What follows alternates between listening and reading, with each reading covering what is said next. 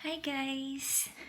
Good morning! So, for today's video, meron lang po akong gustong i-share sa inyo, lalo na sa mga katulad kong sakitin. So, yun, may na-discover lang kasi ako guys. Actually, ito ay sobrang trending niya sa amin sa Ilocos. So, yun. 2 years ago, sinasabi na to sa akin ng nanay ko na mag-take daw ako ng ganitong capsule kasi malaki yung naitutulong sa katawan. Kasi yung nanay ko guys, alam niyang sakitin ako.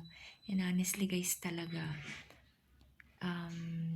year 2022, 2023, alam ko talagang sobrang sakitin ako kasi pabalik-balik ako sa hospital for check-up kasi meron nga akong sakit sa dugo. So, yun yung nakakapagbigay sa akin ng parang mahinang pakiramdam palagi.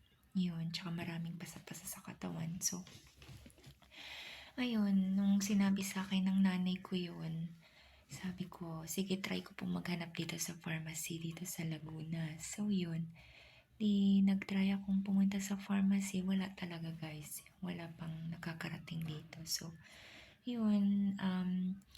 Nung last year, December 23, bakasyon, long vacation kasi walang pasok. Close ang company. Ganun talaga sa company namin pag ganun. Mga holiday, walang pasok. So, yun.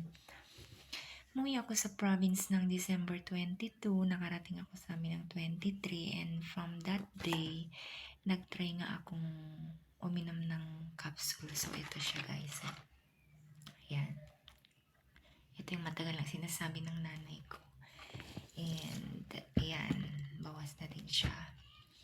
So, yun, honest review ko dito guys. Kasi pang 5 banig ko na to na tinitake and maganda talaga siya guys. Nakatulong sa akin ng sobra.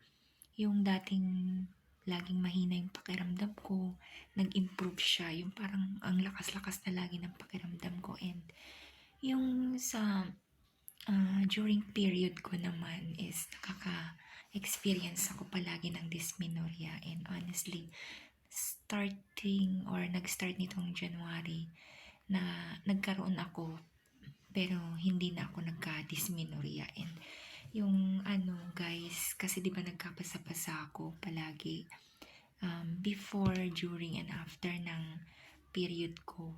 Ngayon, yung dating madami, na lang siya, paisa-isa na lang siya. So, sobrang thankful ako dito guys. So, yun, pwede nyo din pong itry.